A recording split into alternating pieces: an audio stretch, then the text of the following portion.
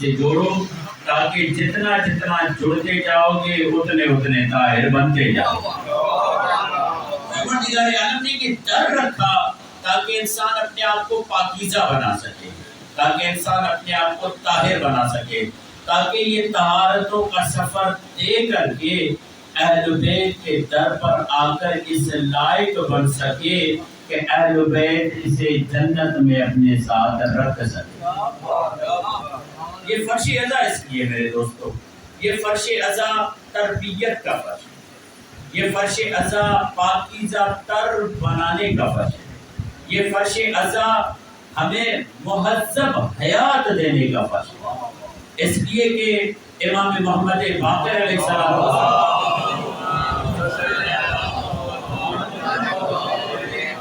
یہ جملہ فرماتے ہوئے نظر آتے ہیں کہ مہذب معاشرہ کون سا ہے، مہذب سوسائٹی کون سی ہے، آبرومند سوسائٹی کون سی ہے۔ مولا فرماتے ہیں تمہاری ترقی کا معیار نہ تمہاری گھر سے طے ہوگا، نہ تمہاری گاڑیوں سے طے ہوگا، نہ تمہارے لباس سے طے ہوگا، مولا ہماری ترقی کا معیار کس سے طے ہوگا؟ تفقہوا فی الحلال والحرام، جو ہم تمہیں دیں اس میں جتنا غور کرتے جاؤ، جو ہم تمہیں تعلیم دیں اس میں جتنا غور کرتے جاؤ، جتنا تم ہمارے بتائے ہوئے فرامین پر عمل کرتے جاؤ گے، چاہے تم بوریے پہ بیٹھ کر بے ریا زندگی گزارو، وہ زندگی اتنی عظیم ہوگی کہ پروردگار اس بوریے پر بیٹھنے والے کو سلمان بنا دے۔ کیوں؟ اس لیے کہ جو اس در پہ آ جاتا ہے وہ بوریے پہ بیٹھ کر بے ریا زندگی جیتا ہے، وہ جیتا ہے تو ان کے لیے جیتا ہے۔ اگر انسان ان کے فرامین پر عمل کرے، تفقہوا فی الحلال والحرام وَإِلَّا أَنْتُمُ الْعَرَابُ، you know legitimate and illegitimate, otherwise you are uncivilized۔ مولا یہ فرماتے ہیں جب تم ہمارے حلال و حرام کو سمجھو گے تبھی تم مہذب کہلاؤ گے۔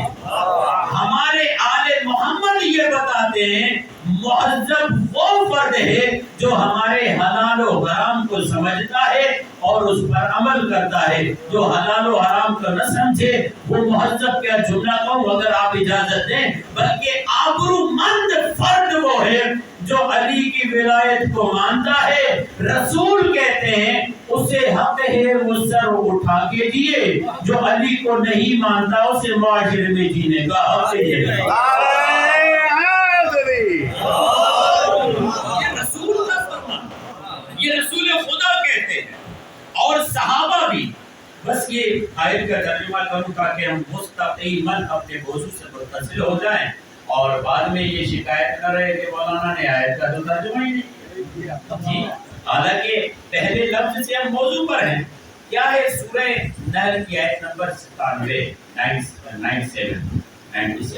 ٹھیک ہے؟ ارشاد ہو رہا ہے من عمل صالحا من ذکر او انثی، جو بھی عمل کرے، چاہے عمل کرنے والی خاتون ہو یا مرد ہو، وَهُوَ مُؤْمِنٌ، حالت ایمان پر عمل کرے۔ اللہ اس آیت سے بتانا چاہ رہا ہے کہ فضیلت کا معیار جینڈر نہیں، فضیلت کا معیار جنس نہیں۔ کیا ہوا؟ کالم میں مرد ہوئے تو کیا ہوا؟ میں نے بہت سارے کالم میں مرد دیکھے ہیں مگر روح زنانہ ہوتی ہے۔ اللہ کے ہاں کالم مردانہ ہونا یا کالم زنانہ ہونا معیار نہیں ہے۔ میں نے بہت سارے کالم زنانہ دیکھے مگر روح اتنی مردانہ ہے کہ عائشہ بنت شابی جب کتاب لکھتی ہے جناب زینب پر تو اس کتاب کا نام رکھتی ہے زینب بدل کربلا، یعنی علی کی شیر دل بیٹی، علی کی شیر دل بیٹی۔ اس کے دیباچے اور مقدمے میں یہ کہتی ہے عائشہ بنت شابی مصر کی خاتون ڈاکٹر ہے، اہل سنت سے تعلق رکھتی ہے، کہتی ہے کہ میں اس پہ کتاب لکھ رہی ہوں کہ زمانے میں آنے والے مرد جس سے مردانگی سیکھتے ہیں۔ فضیلت اللہ نے کالموں میں نہیں رکھی۔ پتہ چلا بہت سارے لوگ دوسروں کو دعوت دے کر کہیں کہ ہم مرد ہیں زیادہ فضیلت پاتے ہیں، تو اگر مرد زیادہ فضیلت والا ہوتا تو مولا کائنات کیوں کہتے یا اشبہ الرجال والا رجال، اے مردوں جیسی صورتیں رکھنے والے نامردوں. اور اگر کالم ہی معیار ہوتا تو رسول یہ نہ کہتے لَأُعْطِيَنَّ رَائِدَ غَدًا رَجُلًا كَرَّارًا.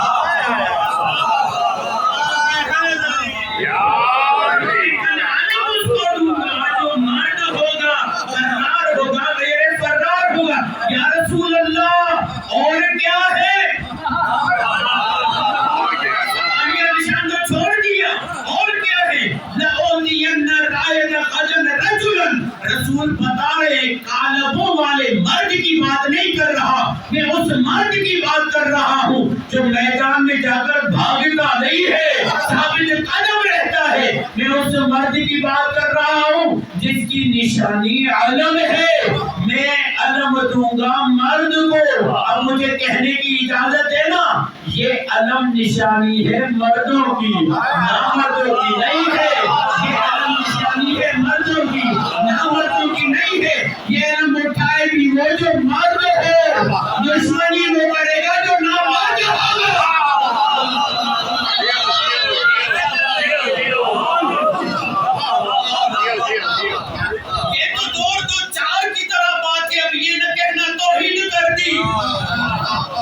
ہمارے وہ ہیں ہی نہیں جن کو منوانے کے لیے بل پاس کروانا پڑے.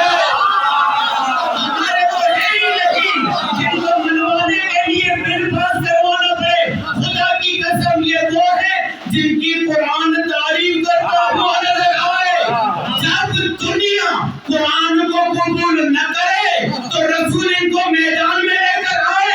ان کو دیکھ کر دنیا انہیں بھی قبول کرتی ہے، ان کی وجہ سے قرآن کو بھی قبول کرتی ہے.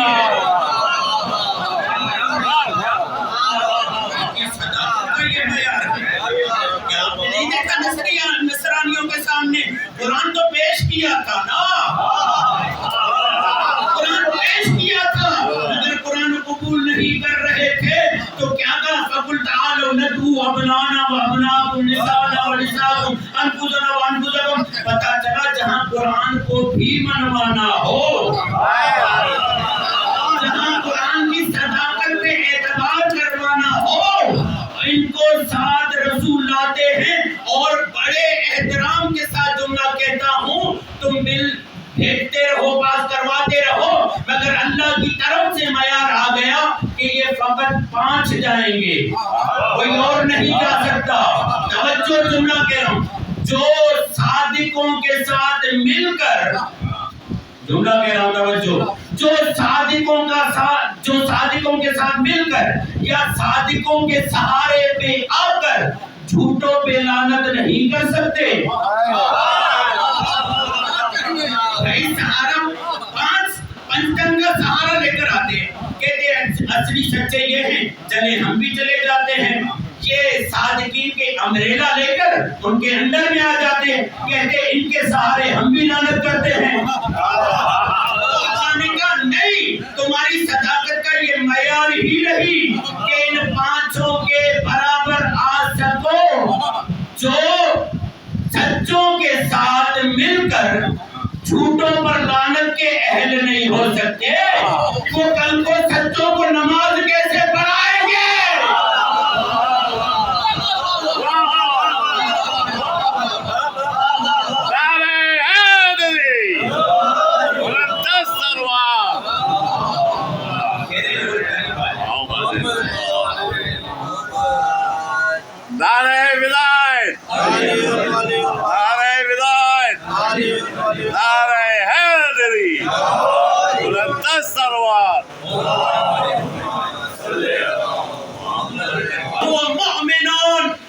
اللہ بتا رہا ہے فضیلت کا معیار جینڈر ہے ہی نہیں، فضیلت کا معیار ایمان ہے. توجہ رکھنا، ممکن ہے خاتون ہو مگر ایمان کے اس درجے پر ہو جب تک سلمان اپنی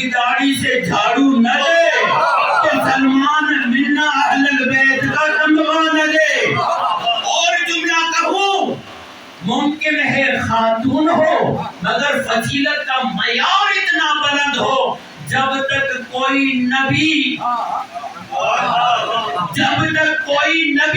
اس کی فضیلت کا اقرار نہ کرے اللہ اس کی نبوت کو کمال ہی نہ بخشے۔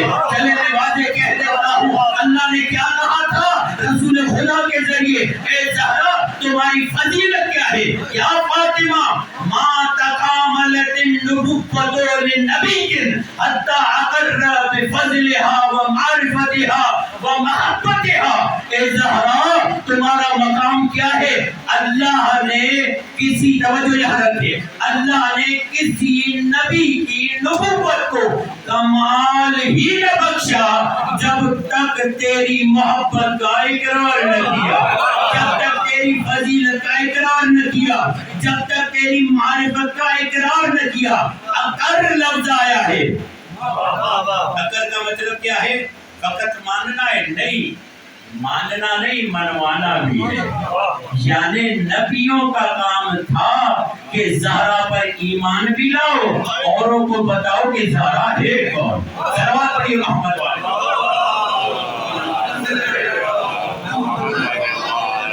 ورنہ آج کا زمانہ تو اتنا خطرناک ہو چکا ہے میڈیا کے ذریعے کہ ہمارے جوانوں کو اپنے وجود کے متعلق اتنا مشکوک بنا دیا ہے کہ وہ اپنے جینڈر کے متعلق مشکوک ہو گیا ہے۔ سیلف ایڈنٹیفیکیشن کے متعلق اسے شک میں ڈالا گیا ہے۔ صبح کو اٹھتا ہے سوچتا ہے مرد ہوں، دوپہر کو دیکھتا ہے سوچتا ہے عورت ہوں، رات کو اٹھتا ہے کہتا ہے نہ میں مرد ہوں نہ عورت ہوں۔ اگر یہ سچویشن نہ ہوتی تو ٹرانسجینڈر کا بل پیش نہ کیا جاتا۔ الحمدللہ ہماری مجلسیں ہمیں معیار بتاتی ہیں کہ ان مجلسوں میں آؤ تاکہ تمہیں بتایا جائے کہ فضیلتیں جینڈر کی بنیاد پر نہیں، فضیلتیں جو جتنا علی کو مانتا جائے، جو جتنا ولایت آل محمد کو قبول کرتا جائے، اللہ اس کی فضیلتوں کو ویسے طے کرتا جاتا ہے۔ صلوات پڑھیے محمد والے۔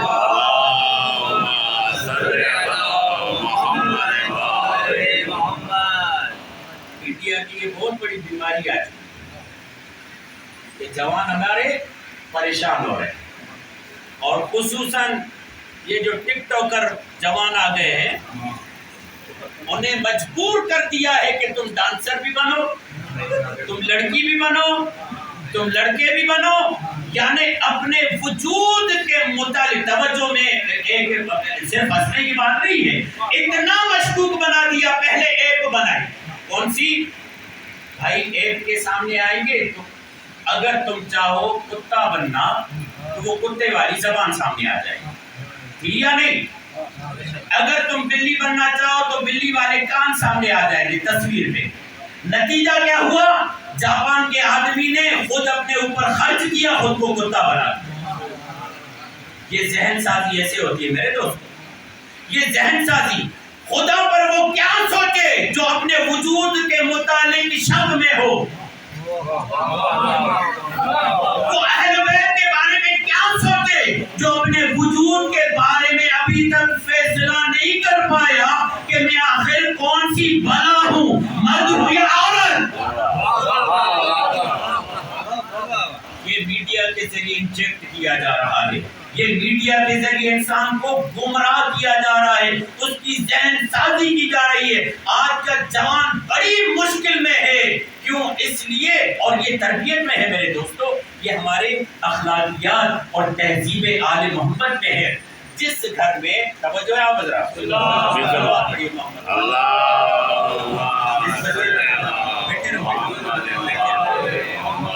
کیا ہوتا تھا اگر گھر میں 4 لڑکے ہیں 1 لڑکی ہے، کیا کریں؟ خبردار اس لڑکی کو لڑکوں کے ساتھ نہیں بٹھاؤ۔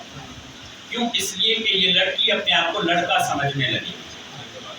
صحبت میں 4 لڑکوں کے بیٹھ کر یہ لڑکا سمجھنے، جب یہ لڑکا سمجھے گی تو اپنے آپ کو ممتا کے لیے تیار نہیں کرے گی، ماں بننے کے لیے تیار نہیں کرے گی، زوجہ بننے کے لیے اپنے آپ کو تیار نہیں کرے گی۔ دلیل آپ نے نہیں دیکھا، لڑکیاں لڑکیوں کے ساتھ کھیل کھیلتی ہیں. کون سا؟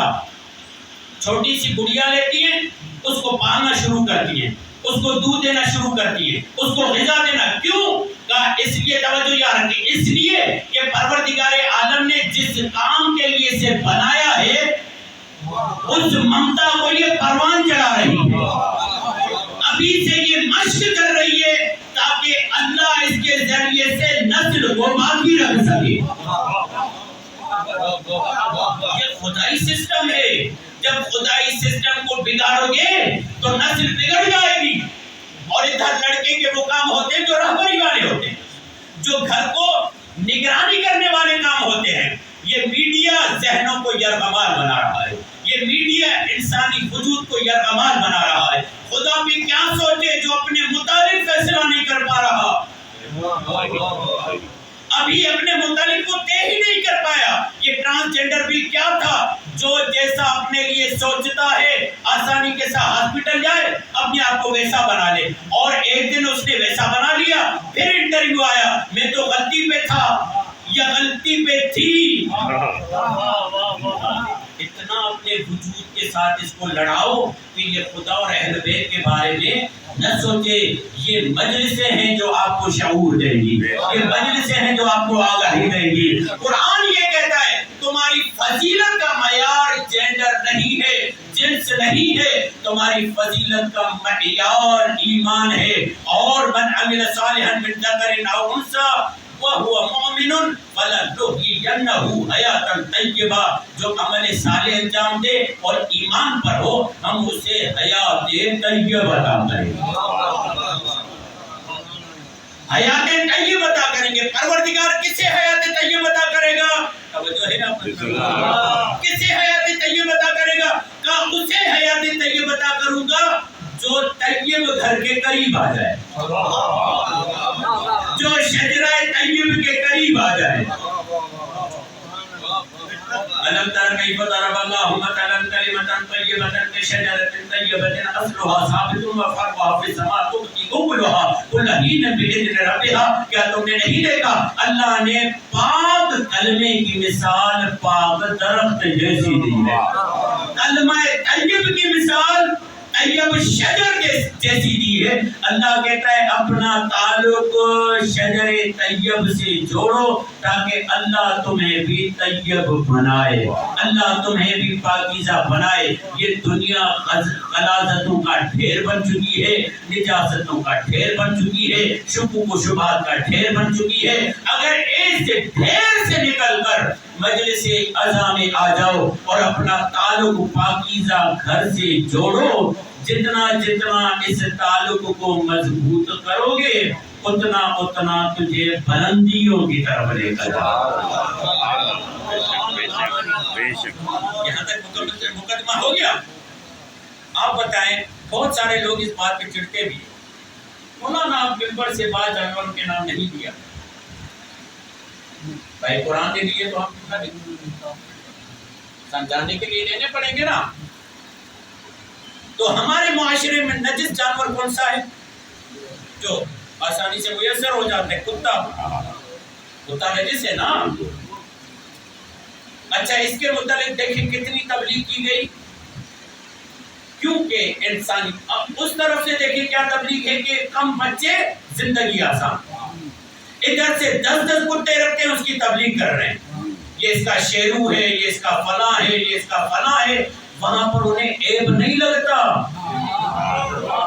پتہ چلا جو انسان سے دور ہو جائے وہ کتوں کا غلام ہو جاتا ہے، کیونکہ انسان کی فطرت کیا ہے؟ پیرنٹلسٹک. پیرنٹلسٹک کیا ہے؟ اس کے وجود میں ہے کہ یہ باپ بنے، یہ ماں بنے. اگر یہ اپنے وجود میں باپ اور ماں بننے کو تکمیل نہ دے تو جیسے پانی کی پیاس لگتی ہے نا، ویسے اس کے وجود میں پیاس آئے گی کہ میں کسی کو گود لوں. آپ نے دیکھا بہت ساری مائیں جب مائیں نہیں بنتی تو کیا کرتی ہے؟ گود لیتی. کیوں؟ اپنی ممتا کو تسکین دینے کے لیے. والد کیوں گود لیتا ہے؟ اس لیے کہ اپنے والد پن کو تسکین دینے کے لیے. جیسے پانی کی پیاس ہے، یہ پیاس پانی سے بجھے گی. کسی اور چیز سے نہیں. اب جب اس کو تسکین لینی چاہیے, اب میڈیا نے تو اتنی تبلیغ کی ہے تمہیں انسان کو تو لینا نہیں ہے. اب یہ پپی لیتا ہے, ابھی یہ ڈاگ لیتا ہے. یہ میرا بھتیجا بیٹھا ہوا ہے, اس کے کتے نے مور کو کھایا اس کے گھر میں. وہ باغی اچھا خاصا بنا ہوا ہے, تو کہتا ہے میرے کتے نے مور کو کھا لیا. میں نے کہا میرے ڈاگ نے مور کو کھا لیا. میں نے کہا کتا نہیں کہتے میرے کتے کی ٹوئی ہے. ڈاگ کہو, کتا نہیں کہو.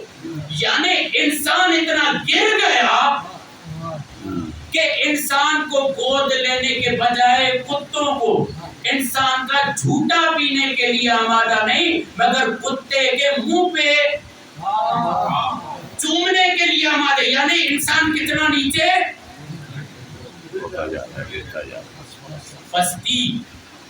اور اگر یہ پستی ان لوگوں کے ہاں نظر آتی جہاں تعلیمات اہل بیت نہ ہوتی تو دکھ نہ ہوتا.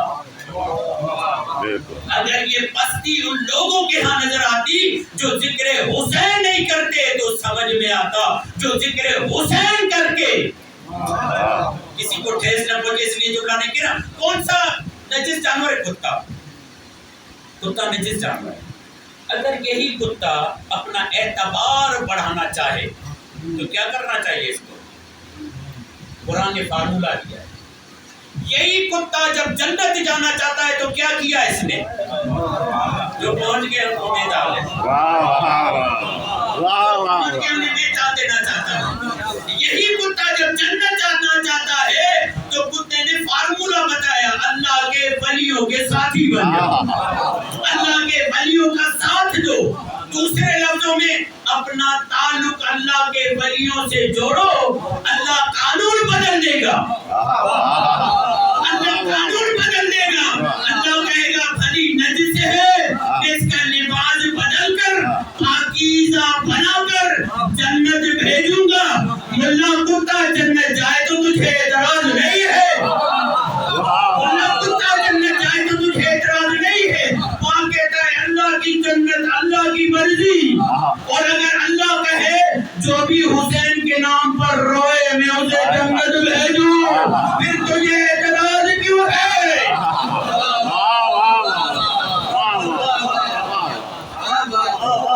کیا کیا کتے نے درس دیا ہمیں. توجہ, کتے نے درس دیا. اگر عالی کے ساتھ تعلق جوڑو تو اللہ قانون بدل دیتا ہے, اللہ سنت بدل دیتا ہے, اللہ ایک اسلوب بدل دیتا ہے. کتے کو جنت بھیجے گا. پروردگار کیوں بھیجے گا؟ کہا اس لیے کہ اس کتے نے ولیوں کا ساتھ دیا, اپنا تعلق ولیوں کے ساتھ جوڑا ہے. اب میرے چھٹے مولا کا فرمان, توجہ, چھٹے مولا میرے چھٹے مولا یہ فرماتے ہیں کتے سے بڑھ کر اللہ نے نجس کوئی نہیں بنایا, مگر وہ کتے سے بڑا نجس ہے. کتے سے بڑھ کر اللہ نے نجس نہیں بنایا, مگر وہ کتے سے بڑھ کر ہے جو رسول کی آن کو بھونکتا ہے.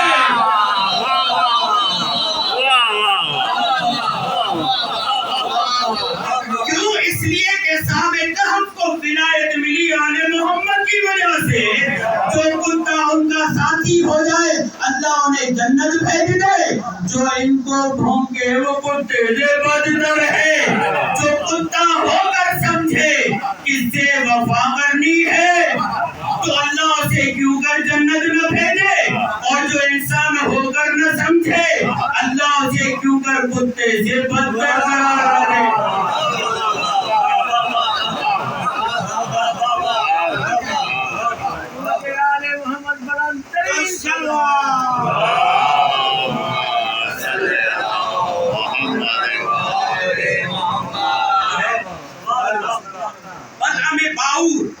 نام سنا ہے, بعض مؤمنین کے سر ہل رہے ہیں, میرے ساتھ ہمانگی کر رہے ہیں. ہاں نام سنا ہے.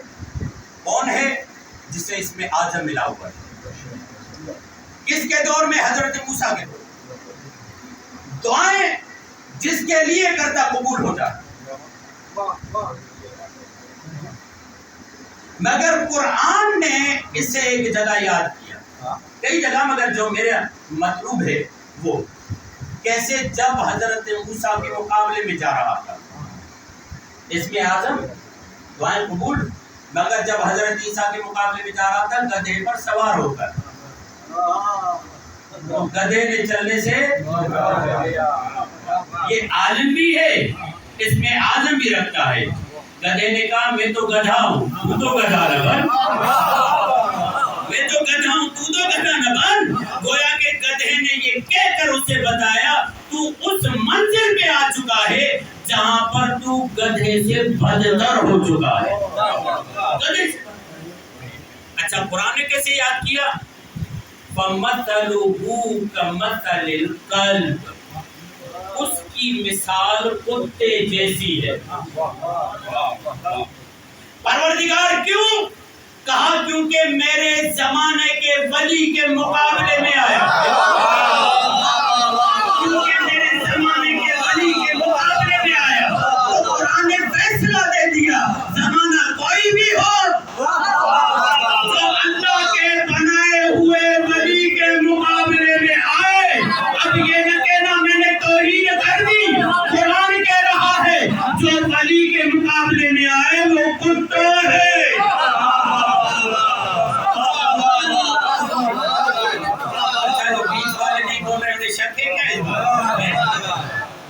قرآن ہے۔ اچھا صرف یہ کہ آپ سورہ جمعہ نہیں پڑھتے؟ سورہ جمعہ پڑھتے ہیں نا، نماز جمعہ پہ بھی جاتے ہوں گے الحمدللہ، تو اگر مولویوں کو پڑھانے کا موقع نہ ملے تو پڑھنے کا بہت کم موقع ملتا ہے۔ آپ کو پسند آئی بات ہے؟ تو کیا ہے جب سورہ جمعہ پڑھتے ہیں تو کیا کہتے ہیں؟ کمثل الحمار یحملو، علماء کی مثال، عام لوگوں کی نہیں۔ ادھر بھی مولوی، پتہ چلا ولی کے مقابلے میں زیادہ تر مولوی ہی آتے ہیں۔ اور جب میں عالم اور مولوی کہہ رہا ہوں تو یہ نہیں علماء حق کی بات نہیں کر رہا، جو ولی کے مقابلے میں آئے وہ علماء حق کب رہا، علماء عادل، علماء سور رہا، جو ولی کے مقابلے میں آ جائے اللہ کہتا ہے اسے عالم کا عنوان چھین لو، اللہ تو اسے کتے سے بدتر آتا ہے۔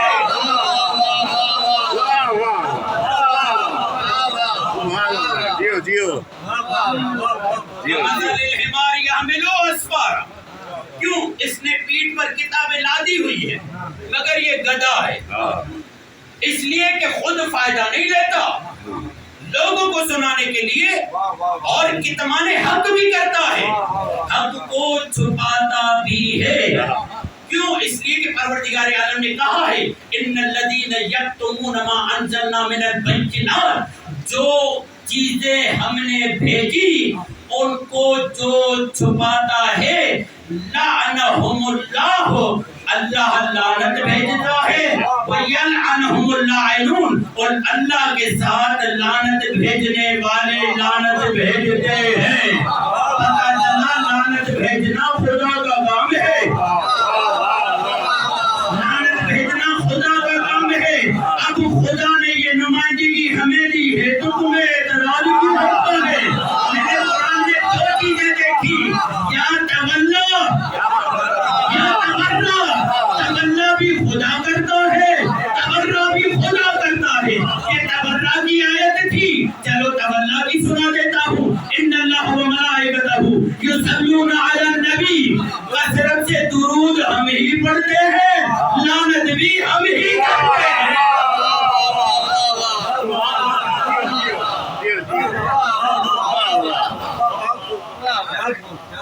اللہ نے ہمیں نمائندہ بنایا، اور اسی آئے ولایت آئے درود کے بعد ہی تو جملہ ہے ان الذین یؤذون اللہ ورسولہ لعنہم اللہ فی الدنیا والآخرہ اعد لهم عذابا مہینا، جو اللہ اور اس کے رسول کو ایذا دے پروردگار اس پر لعنت بھیجتا ہے، دنیا میں بھی۔ خدا لعنت کرے تو اعتراض نہیں، ہم لعنت کریں تو بل پاس ہو جاتے ہیں۔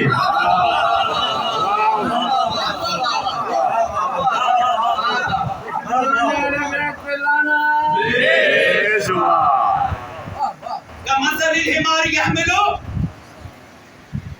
یہ بل پاس کر کے انہوں نے چھیڑ دیا ہے.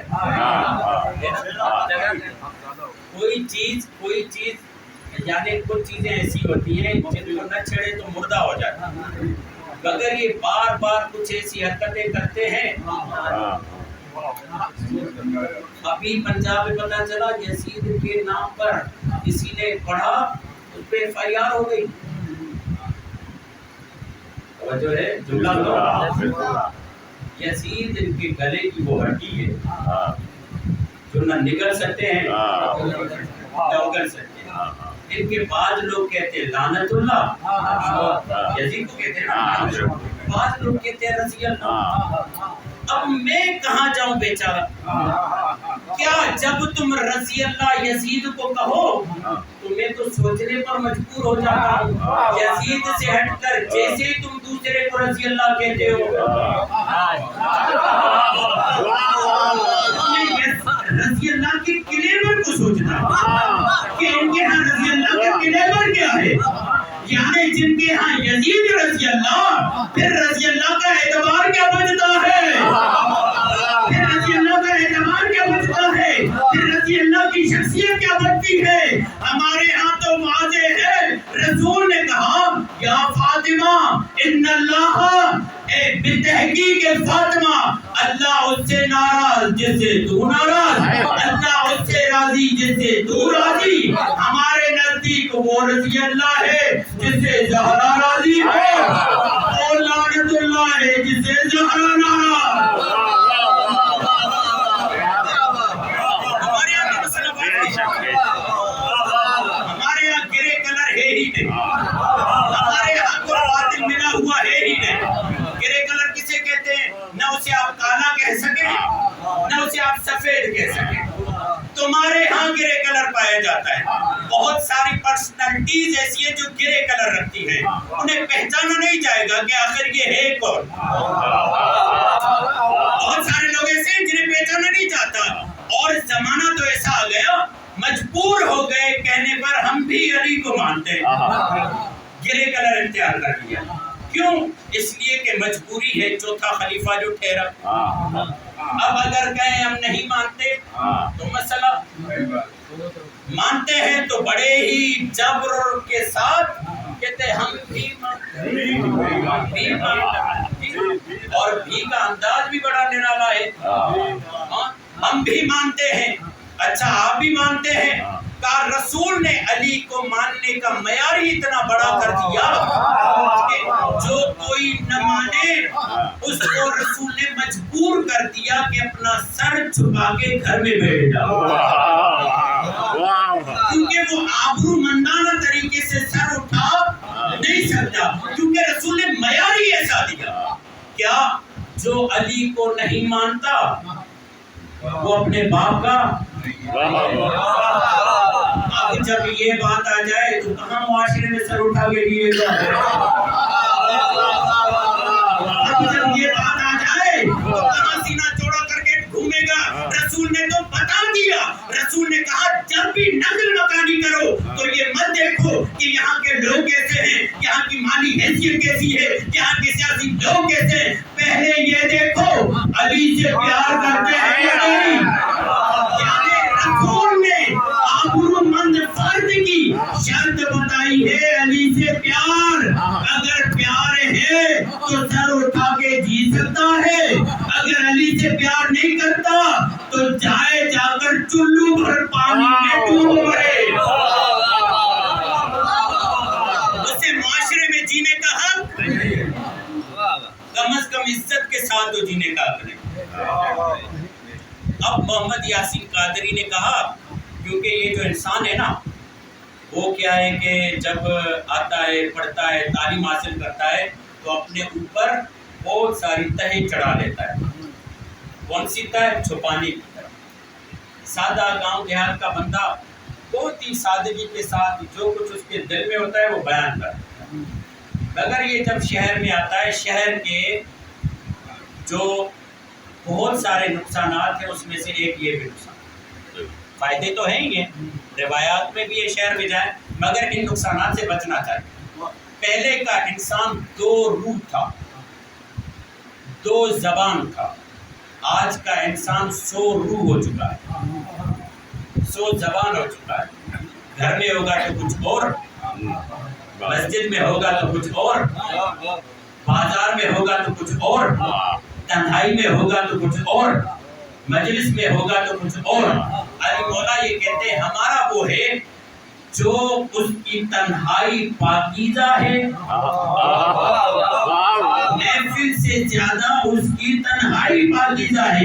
یعنی اس کی آزمائش اور اس کا معیار محفل نہیں ہے، اس کی تنہائی ہے. پہلے یہ سمجھ میں نہیں آتا تھا، اب سمجھ میں آتا ہے. جس کی تنہائی پاکیزہ ہو، مولا کہہ رہے ہیں وہ خالص مومن ہے. چلے ٹھیک ہے، یہ مختلف. اب محمد یاسین قادری نے کہا اس نے اتنی تہیں چڑھا دی اپنے اوپر نفاق کی کہ اب سمجھ میں ہی نہیں آتا کس کا ہے کس کا نہیں ہے. گرے کلر اپنے آپ کو ایسا بنا دیا ڈپلومیٹک پرسنالٹی. ہم پسند بھی کرتے ہیں اسے کہ ڈپلومیٹک پرسنالٹی ہے، بڑے ہی طریقے سے بچ بچا کے نکل جاتا ہے. تو جو ذکر علی میں آئے وہ کتنا ہی بچ بچا کے نکلے گا. تو محمد یاسین قادری کہتے ہیں وہ بڑا بچ بچا کے نکلنے کی کوشش کرتے ہیں. جب نام علی لیتا ہوں تو نعرے بھی لگاتے ہیں، کہتے ہیں ہم بھی علی کو مانتے ہیں. تو محمد یاسین قادری کہتا ہے نام علی لیتے لیتے لیتے میں ابو طالب یعنی علی کے پاپا کا ذکر کرتا ہوں. علی کا ذکر کرتے کرتے علی کے بابا کا ذکر کرتا ہوں، جو ابھی تک چھپے ہوئے تھے، جو کہہ رہے تھے ہم بھی علی کو مانتے ہیں، جو ابھی تک چھپے ہوئے تھے، نام علی پر پڑھ پڑھ کے نعرے لگا رہے تھے. علی کا ذکر کرتے کرتے علی کے بابا کا ذکر کرتا جاتا ہوں، بس چہرے پڑھتا جاتا ہوں، پتہ چل جاتا ہے کون اپنے باپ کا ہے، کون علی کے باپ کا ہے. جو علی کے باپ کا ہے وہ اپنے باپ کا ہے، جو علی کے باپ کا نہیں وہ اپنے باپ کا ہے.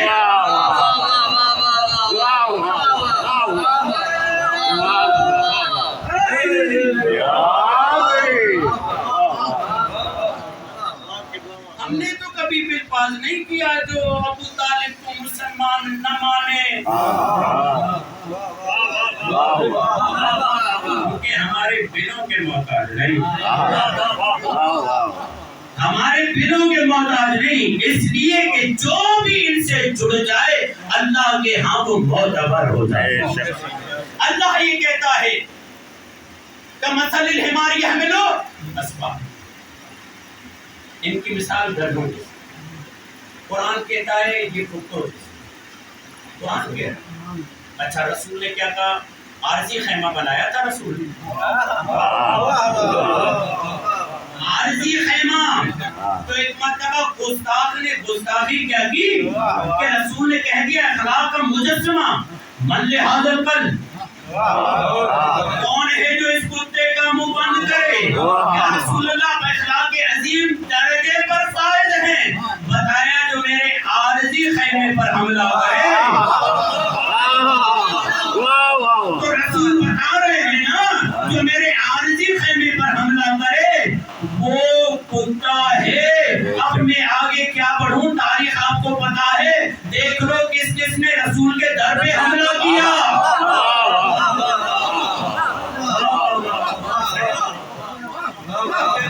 اچھا ایک اور آیت چلے. حضرت موسیٰ کی قوم کیا ہوا؟ فرما برداری نہیں کی. شکار جس دن اللہ نے کہا اس دن نہیں، وہ جا کر جالیاں لگا کر آتے تھے. یہ ہوتا ہے 1.5 انچ چانا بننے کی لگا کے آتے تھے. دوسرے دن پروردگار ہم نے تو تمہارے بتائے ہوئے دن کے مطابق تو شکار کیا ہی نہیں. اللہ نے کہا تم میرے ساتھ مذاق کر رہے. خاصین، اللہ نے انہیں بندر بنا دیا. موسیٰ اور اللہ کے ساتھ مذاق کا نتیجہ یہی ہوتا ہے. جملہ کہوں جو اللہ کے ولی کے ساتھ مذاق کرے وہ بندر ہو جاتا ہے. تو امام حسن کے دربار میں ایک بیٹھا ہوا تھا، امام حسن پر اعتراض کر رہا تھا. امام حسن نے کہا اے خاتون ہم مردوں کے مجمع میں آئی ہو. تو ایک مرتبہ کھڑا ہو گیا، ایک مرتبہ چیک کیا تو خاتون بھاگ کر جانے لگا. امام نے کہا کہاں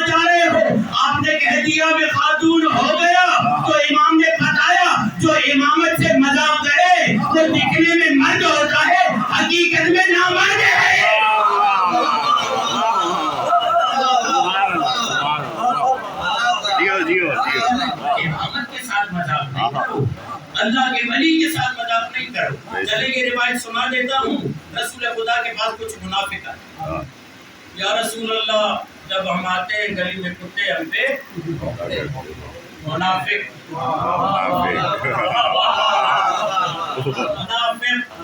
منافق نہ ہوتے تو کیوں بھونکتے؟ یا رسول اللہ ہم تو آپ کے قریب بیٹھنے والے ہیں، یہ کتے ہم پہ بھونکتے ہیں، ہم آپ کے ساتھی ہیں۔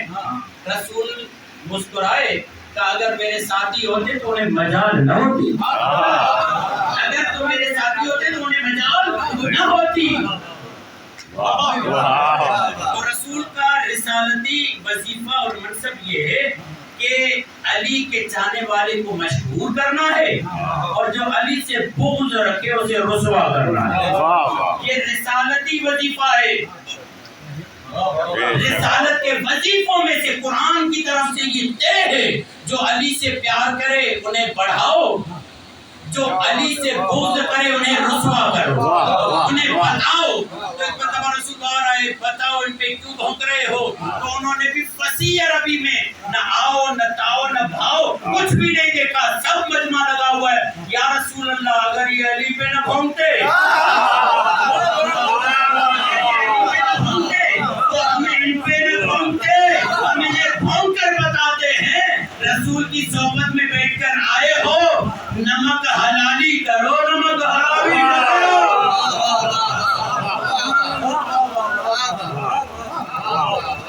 اچھا میں یہ آپ کو خوش کرنے کے لیے جملے کہہ رہا ہوں یا میں اس لیے کہہ رہا ہوں کہ واہ واہ ہو جائے گی، مجلس ہو جائے گی؟ میں روایت کے جملے ہیں، بتانا چاہ رہا ہوں جتنا جتنا اہل بیت کے قریب آؤ گے انسانیت کے مراحل کو طے کرو گے، جتنا جتنا اہل بیت سے دور ہو جاؤ گے اتنی اتنی درندگی کے قریب ہوتے جاؤ گے۔ جو جتنا اہل بیت سے دور وہ اتنا بڑا درندہ ہے۔ کیا بھول گئے امام سجاد سے بھی یہ روایت، امام باقر سے بھی یہ روایت، امام جعفر صادق علیہ السلام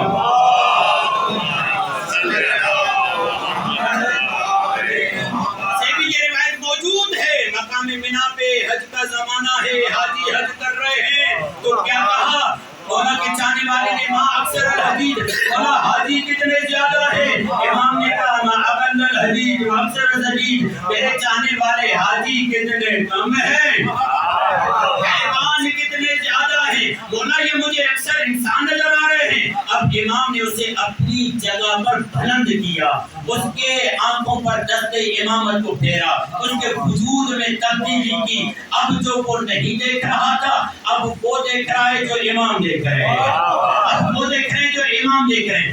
جیسے دیکھنے لگا مولا اکثر حیوان ہیں، انسان کم ہیں۔ اب دوسرا سوال، مولا حیوان کیوں ہیں، انسان کیوں ہیں؟ مولا نے کہا سجدہ شکر کر، مولا نے کہا سجدہ شکر کر۔ مولا کیوں کہا؟ اس لیے کہ تمہارے پاس ہے ہماری ولایت، اور جس جس کے پاس ولایت ہے وہ یہاں بھی انسان ہوگا، قیامت میں آئے گا تو انسان بن کر آئے گا۔ انسان بن کر آؤ گے تو شفاعت ہوگی۔ اگر انسانیت کے دائرے سے نکل گئے تو پھر شفاعت کا سوال نہیں ہوتا۔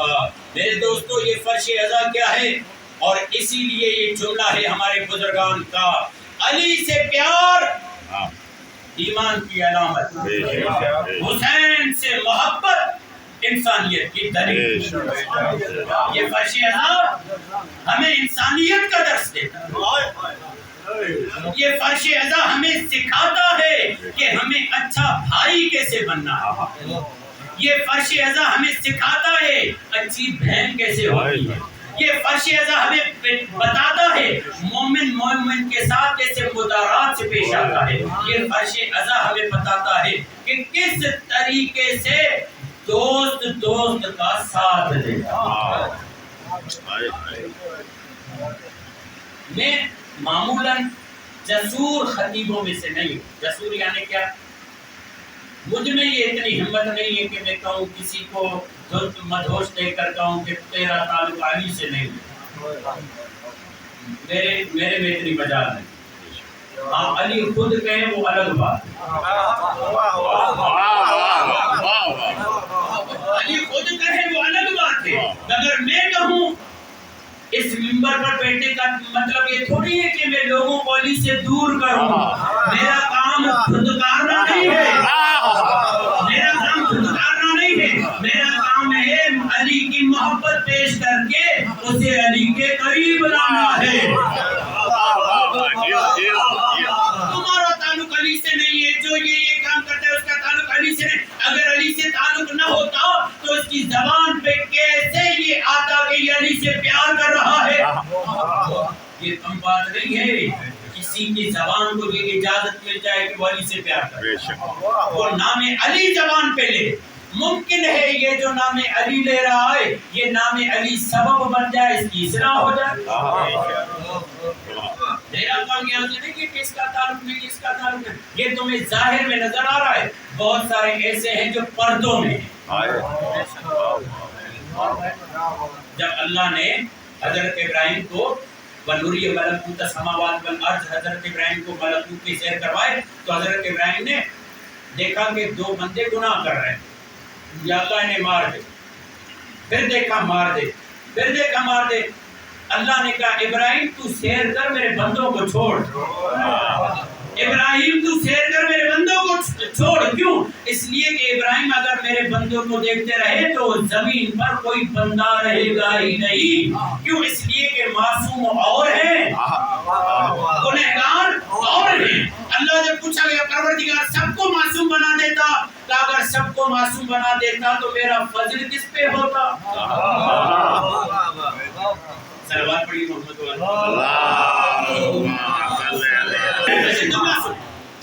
ہمارا تعلق اور ہماری ذمہ داری یہ ہے کہ لوگوں کو پیار سے بلانا، اور یہ جو ابھی پوری میں نے مجلس پڑھی جو اہل بیت سے دور ہو جاتا ہے وہ درندگی سے گر جاتا ہے، آپ بہت خوش بھی ہوئے، مگر دعوت فکر ہے، قرآن بھی دعوت فکر دے رہا ہے، رسول بھی دعوت فکر دے رہا ہے۔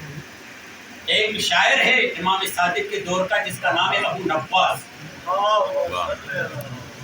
امام کی محفل میں نہیں آتا، امام نے اس کے دوستوں سے کہلوایا یہ تو ہماری فضیلت میں شان میں شعر کہتا ہے، ہماری محفل میں کیوں نہیں آتا؟ جب اس تک پیغام پہنچا تو کہتا ہے مولا منہ کی بدبو مانے ہے کہ آپ تک کرسی ہے، سمجھ رہے ہیں نا؟ گندی عادت میں مبتلا، گندا پانی پینے والا، کہتا ہے منہ کی بدبو مانے ہے کہ میں آپ کی بارگاہ میں محفل میں آ نہیں سکتا۔ ایک دفعہ یہ گلی سے گزر رہا تھا، سامنے مولا صادق آ، حالت غیر، اب پیچھے پلٹے تو امامت کی توہین، آگے بڑھے تو یہ اپنا حلیہ ایسا رکھتا ہے کہ امام کا سامنا کرنے کے خود کو لائق کرے تو کیا کرے۔ ایک مرتبہ اس نے دیوار کی طرف پیٹ کی تاکہ امام گزر جائے، کتنے قریب، ایک مرتبہ امام گزرے، پیٹ پہ ہاتھ رکھا شانے پہ اور کہا ابو نواس چاہے کتنے ہی گنہگار ہو خیال کرنا ہمیں پیٹھ نہ دے، اگر ہمیں پیٹھ دکھائی یا پیٹھ دی تو تمہاری شفاعت کون کرے گا؟ اسی لیے ابو نواس نے اپنے کردار سے بتایا کہ اپنے آپ کو ایسا بناؤ کہ امام کا سامنا کرے۔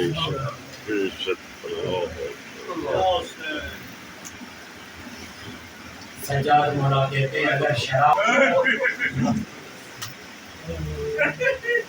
ظالم کی دربار میں میرے پوری اماں اور میری مائیں بہنیں اتنا ٹائم کھڑے نہ ہو، کہ ہمارے جانے والے بازاروں نے ہمیں بڑا رلایا،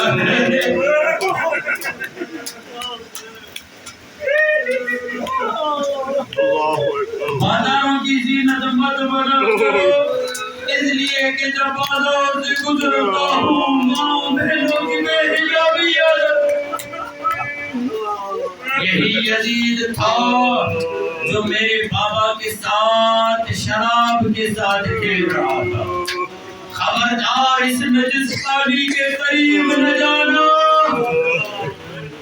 پھر مولا سجاد جملہ کہتے ہیں خبردار اگر اپنے علاقوں میں کسی اجنبی کسی مسافر کو دیکھو تو اس کا خیال کرنا. تو اس لیے کہ جب مدینے کی گلی میں کوئی آواز لگاتا یا ایھا الناس ارحمونی انا الغریب، اے لوگوں مجھ پہ رحم کرو میں غریب ہوں، تو مولا سجاد گھر سے نکلتے اس عالم میں کہ چپل نہ سنبھالتے امامہ نہ سنبھالتے. ایک مرتبہ باہر آتے کہتے بتاؤ مسلمان ہو؟ کہتے ہاں میں مسلمان ہوں. کہا بے وطن ہو؟ کہا ہاں بے وطن ہوں. کہا ایک سوال کرتا ہوں، اگر تم مر جاؤ تو تمہیں تسلی ہے کہ تمہیں غسل بھی دیا جائے گا، تمہیں کفن بھی دیا جائے گا، تمہیں دفنایا بھی جائے گا؟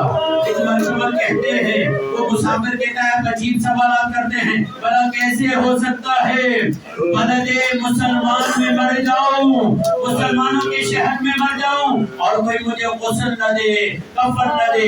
مجھے اس طرف سے اطمینان ہے اگر مر گیا مجھے غسل بھی دیں گے، مجھے کفن بھی دیں گے، میرا سلام آپ کی آوازوں پر. ایک مرتبہ مولا کربلا کا رکن دے اور کہتے بابا یہ تو رسول اللہ کی امت ہے، آپ تو رسول کی بیٹی کے بیٹے. ارے 3 دن کے بھوکے پیاسے، ارے 3 دن کے بھوکے پیاسے شہید کیے گئے مگر کسی نے کفن کا نہ پوچھا، غسل کا نہ پوچھا، دفنانے کا نہ پوچھا.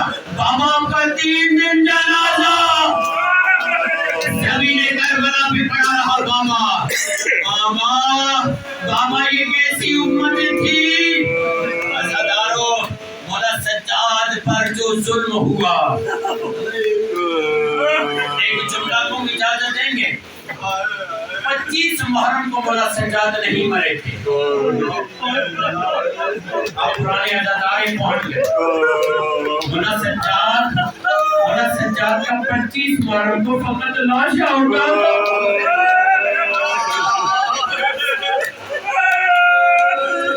خدا کی قسم سجاد اس وقت مر گیا تھا جب بی بی زینب نے پوچھا سجاد بتاؤ مر جائے یا خیمے سے باہر آ جائے. کسی امام کی امامت کا اتنا کڑا اور مشکل وقت نہیں تھا جتنا سجاد کا تھا. کربلا میں مرنے والا شہید ایک بار مرا ہے، سجاد کی غیرت بار بار مرتی رہی. کبھی کوبے کی بازار، کبھی جان کی بازار. میرے دوستوں 25 کو تو آپ نے سجاد کا تابوت اٹھایا، خدا کی قسم اس دن فقط سجاد کا لاشا اٹھا تھا. سجاد تو پورے راستے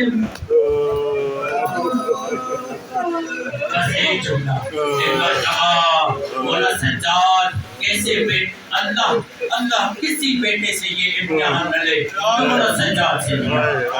حبیب کا بیٹا ہے جس کا نام قاسم ہے، روزہ الشہداء کی روایت. حبیب کا بیٹا ہے جس کا نام قاسم ہے، جنگ کے دوران تھا نہیں. واپس آیا پتہ چلا میرا بابا سر ظالم کے پاس ہے. یہ ظالم کے پاس آیا اور کہتا ہے جس کا جوان بیٹا زندہ ہو اس کے باپ کا سر لوگے نیزہ پہ اچھا نہیں لگتا. خدا مجھے دے دو میں بابا کا سر دفناؤں گا. تو ایک مرتبہ ظالم نے کہا مجھے شام کے حاکم سے انعام لینا ہے. وہ ظالم کہتا ہے مجھے شام کے حاکم سے انعام لینا ہے. قاسم گھبرا گیا، اس نے تاغ لگا کے ایک جگہ پہ کھڑے ہو گئے اور کہا کہ جب یہ قافلہ گزرے گا میں بابا کا سر لوں گا. جب قافلہ گزرا قاسم نے اپنے بابا کے سر کو دیا، اس پر حملہ کیا، اپنے بابا کے سر کو سینے سے لگایا اور یہ جملے کہتا ہوا جا رہا ہے جس کا جوان بیٹا زندہ ہو. پرانے عزادار بیٹھے ہوئے ہیں، جس کا جوان بیٹا زندہ ہو اللہ ان آوازوں پر رحم کرے. معلوم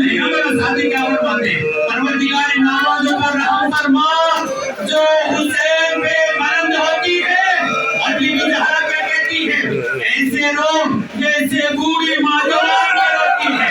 फिर जुमला कहूँ, तुम्हारे मजहब में मातम जायज है, खुश नसीब हो।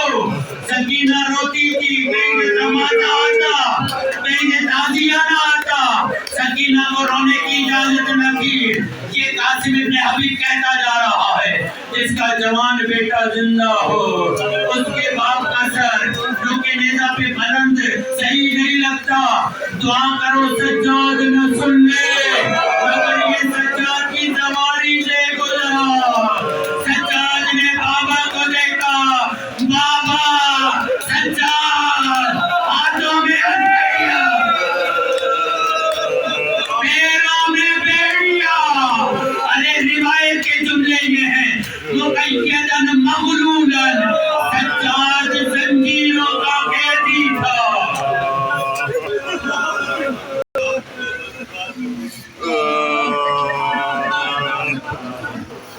अल्लाह को